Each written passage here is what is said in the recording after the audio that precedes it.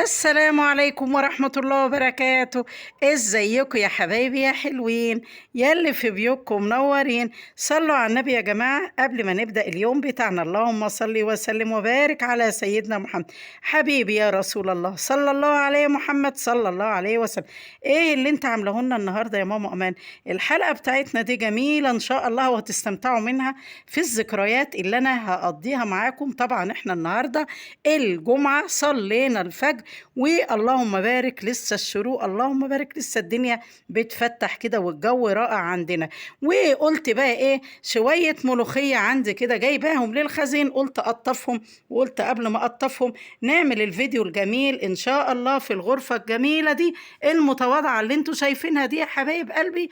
هقول لكم قصة الغرفة دي وهقول لكم قصة الهدوم. ايه المنظر اللي انت عاملاه ده يا ماما امان؟ ايه الهدوم اللي محطوطة على السرير دي؟ طبعا يا حبايب قلبي الغرفة المتواضعة بتاعتنا دي في العادة مفيش حد بينام فيها كتير، قليل جدا ممكن في الشتاء لأن هي طبعا بتبقى حر. والأوضة دي أنا امبارح الحمد لله بفضل ربنا السرير ده كنت حطاه في المكان الدولاب في النص كده. ليه؟ عشان كان عندي جنب الجدار كده نمل كتير، بس الحمد لله جبت علاج وقطع النمل من الشقة بتاعتي كلها، فحبيت أرجع الوضع لما هو عليه. طبعا هتقولي ايه، طب إيه اللي انت عملتيه يا ماما أمان؟ هقول لكم بقى على الذكرى امبارح يوم الخميس. طول ما انا بروق في الأوضة دي بفتكر أحلى ذكريات وهفتكرها معاكم الجميلة عن حياتي مع أهلي. أمي رحمة الله عليها وحماتي وحمايا وبابا الله يرحمه. تعالوا بقى نعرفكم على الحبايب قلب الله يرحمهم، الله يرحمه يغفر لهم ويسامحهم. حبيب قلبي ده حماية رحمة الله عليه، هو وأخو زوجي اللهم بارك الحاج علي عمارة رحمة الله عليه، ربنا يغفر له ويسامحه. كان رجل فاضل ورجل خير ورجل محترم رحمة الله عليه. والجميلة دي العسولة دي ماتت من كذا سنة الله يرحمها. دي حماتي طيبة جدا جدا جدا والله مش فيديو بس. حماتي دي ما اكلت منها بيدها الخير الله يرحمها. كنت انزل لها البلد ذكرياتي معاها، كلت الحلو كله من قدها القشطة واللبن. وكانت لما تعرف ان احنا نازلين الدكر البط احلى دكر بط لابنها وولاد ابنها. وكانت تقول لي اللي اثر فيا لما كبرت يا حبيبة قلبي، دي طبعا صورتها وولادي وهم صغيرين كانت عندنا هنا في القاهرة وبتزورنا، واولادي اطفال صغيرين يا حبيبة قلبي الله يرحمها. كانت تقول لي ايه، يا يمو تسنيم، كانت بتقول لي يمو تسنيم على اسم بنتي الكبيره، يمو تسنيم انا مزغطه لكم دكر بط وقشطه وي وي وي. وكانت تقول لي يا حبيبه قلبي عشان انا مش من الارياف ومش من البلد، كانت يا حبيبتي تقول لي اوعي تتكسف، اللي نفسك فيه في الدار قولي لي بس شاور عليه وانا اديهولك وانت ماشيه. والكلمه اللي بقت توجع في قلبي لما وصلت لل90 سنة وبقت لا حول لها ولا قوة، كان قلبي بيتقطع عليها وكنت بحزن عليها جدا في كبرها، وافتكر أحلى أيام وهي في صباها يا حبيبة قلبي يا مكاننا الحلو كله من ده. كانت تقول لي إيه، كانت تقول لي يا أمان يا أم تسنيم اللي مش موجود في الدار قوليلي عليه بس وانا ابعت اشتريهولك. رحمة الله عليها الله يغفر لها ويسامحها وينور لها قبرها. والله يا حبايب قلبي ما كانش حبها بس ليا انا بس، كل البلد بتحلف بحياتها وبتحلف بطيبتها. كانت ست كريمة جوادة الله يرحمها ويغفر لها ويسامحها. ودي بردك صورة لحماية الرجل الطيب رحمة الله عليه الله يغفر له ويسامحه. كان بيبعت لنا الحلو كله يلاقي. وده زوجي اللي قاعد جنبه وابن اللي توفاه الله وهو بابا شايله. كانت واخوه اللي جنبه. كان يا حبيبي لما يسمع بس عربية جاية هنا القاهرة في ثانية ابعتوا اللبيب شكاير رز والله يرحمك ويغفر لك ويسامحك. والله انت خدت الخير ورحت يا حبايب قلب الله يرحمكم ويغفر لكم ويسامحكم وجزاكم الله خيرا على كل حاجة عملتوها معانا، وينفعكم ان شاء الله في كبركم كل البر اللي انتوا برتوه لأولادكم والناس كلها. تعالوا بقى للأسرة التانية، أسرتي بقى دي والدي رحمة الله عليه تقريبا، وهو هنا كان تقريبا في الرياض، الله يرحمه. ودي صورة برضك لوالدي رحمة الله عليه، كان أيامها هنا عنده يا حبيبي القنصل، وده ابن اللي توفاه الله، واللي جنبه ده زوجي الله يبارك في عمره. ونرجع بقى لست الكل بقى حبيبة قلبي، دي مامتي رحمة الله عليها. في الصورة دي أنا فاكرة كويس قوي أمي هنا كانت بتعمل إيه. أمي هنا الله يرحمها ويغفر لها، شوفوا فيها كتير من أم روضة وارتاج إزاي، اللهم بارك. كانت في الصورة دي بتعمل بتخيط فستان لأم روضة وارتاج، لأن هي أول مولود دخل بيتنا، وما شاء الله فيها كتير من أم روضة وارتاج. ودي صورة تانية لها بردك اللهم بارك. هي بردك اهي، مش عارفة واضحة ولا مش عارفة تظهر كويس، مش عارفة الموبايل مش راضي يصور كويس ليه. دي صورة يا حبيبة قلبي بردك هي واختها، في اختها الكبيرة في بيت والدتها رحمة الله عليها. ودي صورتها وهي راحة بتاعة الجواز، وهي راحة تحج الله يرحمها سنة تقريبا 80. ودي اللهم بارك الله يرحمها ويغفر لها، دي هي وابني الله يرحمهم كلهم في الجنة ونعمة. تعالوا بقى يا حبايب قلبي نفتكر بقى الذكريات الجميلة. الغرفة دي يا حبايب قلبي امبارح روحانيات امي بقيت فاكره. طبعا كانت بتيجي تقعد هنا عندي في القاهره، وعند اختي وعند اخواتي، فكانت بتقعد عندي 3 شهور 4 5 حسب ما بتحب انها تقعد، وساعه ما تقول عايزه اروح لاختك بنوديها لاختي وهكذا. طبعا يا حبايب قلبي امي رحمه الله عليها المكان على طول دي السبحه بتاعتها، بس السبحه دي ما كانتش بتبقى في المكان ده، وهتقولوا يا ماما امان طيب السبحة دي متطربة كده. يا حبايب قلبي امي لما ماتت كانت متطربة كده، ليه بقى؟ لان امي لابساها ليل ونهار في رقبتها. ليه؟ لان هي يا حبيبة قلبي لما كانت بتقوم تتوضى وكانت بتمشي وجميلة، كانت تحط السبحة تحت المخدة، السبحة على الكومودينو. طبعا هنا كان في كومودينو الأول جنب السرير، وكنت حاطه لها الميه زي ما انتم شايفين الازازه بتاعتها، وبعض الاحيان كانت تقوم حطها الحطه دي. طبعا اتغير الموضوع، احمد ابني حاطط دولاب زي ما انتم شايفين مكان الكومودينو وحاطط فيه هدومه، وزي ما انتم شايفين الولاد والشباب دايما ده انت خدت هدومي، ده انت خدت فاحمد. وطبعا الدولاب ما بيقفلش، المفتاح بتاعه مش عارفه ضايع او الكالون بايظ. راح احمد بقى مخترع الجنزير ده دي بقى ايه فكرة للشباب اللي عايز يقفل الدولاب واخواته ما يجوش يمت حاجته لا علي ولا محمد، دي فكرتها. نرجع بقى لمرجوعنا، اللهم صل وسلم وبارك على سيدنا محمد.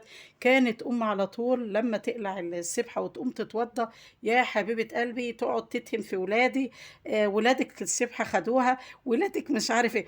ففي السنين الأخيرة ريحت نفسها ولبستها في رقبتها، ولما توفاها الله كانت خارجة من الحمام ويا دوب لا كانت مريضة سكر ولا قلب ولا أي حاجة. بفضل إيه يا ولاد؟ بفضل ده. شفتوا الله أكبر؟ شفتوا الجمال يا ولاد؟ يا ولاد يا اللي ما بتقرأوش قرآن بصوا الجمال. شفتوا المصحف ده؟ أنا عملت حلقة عليه قبل كده. المصحف ده كان جاي هدية لبنتي وأمي اللهم بارك. كم شهر اللي قعدتهم في آخر سنة أيام كورونا عندنا ما شاء الله كان متبهدل من هنا من كتر قرايتها فيه ما شاء الله، وكان جاي جديد نوفي ختمته ربنا يجعله نور في قبرها ما شاء الله كذا مرة، وماتت وهي السبحة دي في رقبتها. كانت رحمة الله عليها تقعد في المكان ده يا حبيبتي على طول، لا إما القرآن لا إما التسبيح، لا إما القرآن لا إما التسبيح. وجنبها يا حبيبة قلبي المية، إزازة المية الزجاج دي كنت دايما أحط الزجاج. ليه أقول الزجاج؟ ما بتتفاعلش مع زي البلاستيك، نظيفة، أملاها لها من الفلتر، أغسلها لها، أغيرها لها. ودي كانت حياة أمي معانا. والسرير الجميل العظمة ده، بص بص بص، هرجع لكم بقى من بعيد قوي. شفتوا السرير ده؟ ودي السلة بتاعتها كنت بحطها لها عشان تبقى جنبها. ده بقى السرير العظمة ده السرير ده أثري. أمي ماتت شهر 11، شهر 10 يا ربي هتتم سنتين. يعني أمي ماتت عندها 83 سنة ومتزوجة عندها 16 سنة. يعني السرير ده شوفوا أكبر من عمر الله يرحمها. طبعا كان لونه بني، دهناه زي العفش بتاعنا زي ما انتوا شايفين. والمرتبة دي بتاعت مرتبة أم، كل حاجات أمي. وهنا يا حبيبة قلبي كنت دايما أنام معاها في نفس الغرفة.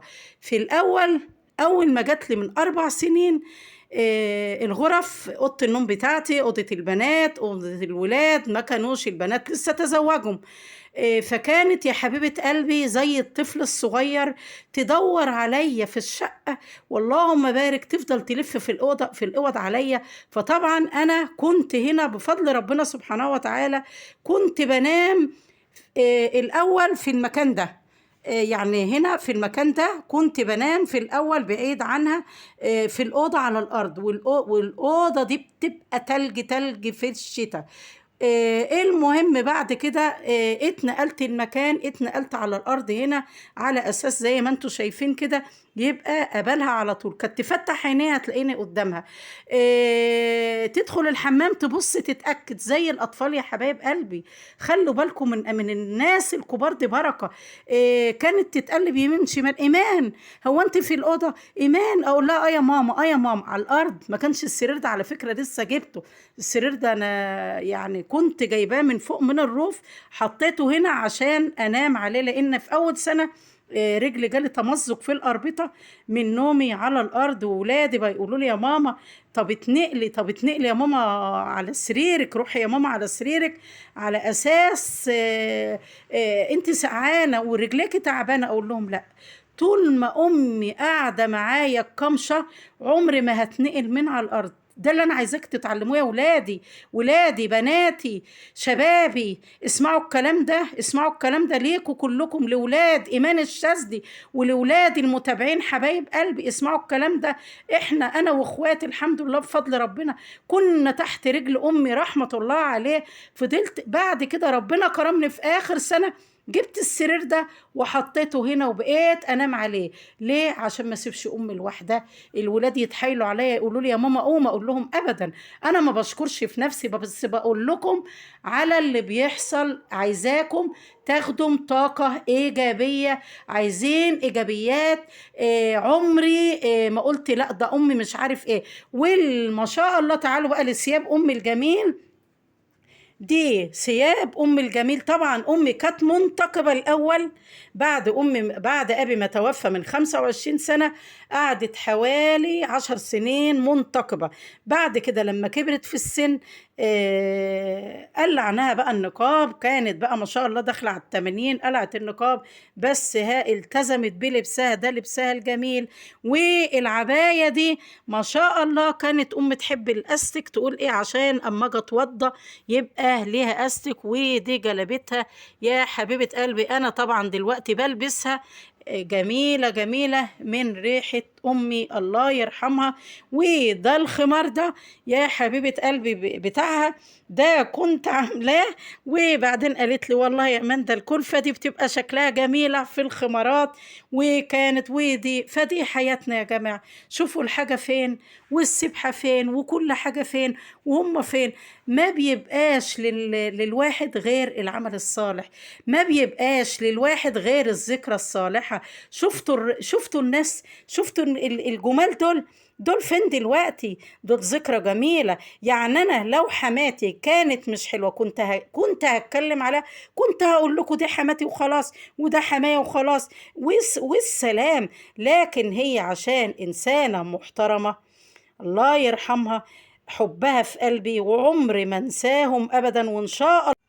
ويا حبايب قلبي، اللندا اللي انتوا شايفينها دي الكوبس بتاعها اهو، زي ما انتوا شايفين. زوجي ربنا يبارك في عمره كان حاطط الشمعة دي ليه؟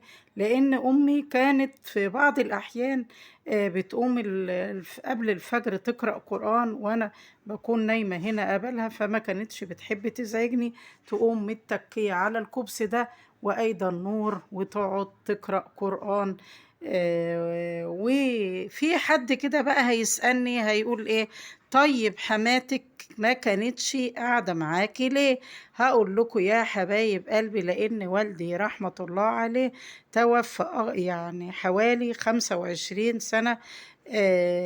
توفى ما شاء الله. الله يرحمه ويغفر له ويسامحه قبل حماية بعمر. حماة اللهم بارك عاشت قرابة 90 سنة، وحماية كان داخل على 90 تقريبا، حاجة و80 سنة. لكن أنا والدي كان قد حماية، بس كان مريض كانسر فمات حوالي 72 سنة. فبالتالي كانت حماتي على طول وحماية رفقاء مع بعض في البلد، وكانوا لما يجوا مثلا يوم الأربع، وكتيرهم قوي كان يوم السبت يقول لك هنروح يا جماعة، طب اقعدوا معانا أسبوع. طب كده يقول لك لا، عشان البهايم بتاعتنا والأرض وحنا والكلام ده كله، ده اللي كان بيخلي والدتي تقعد معايا بالشهور، لأن كانت عايشة لوحدها. لكن حماتي كانت عايشة مع حماية رحمة الله عليه.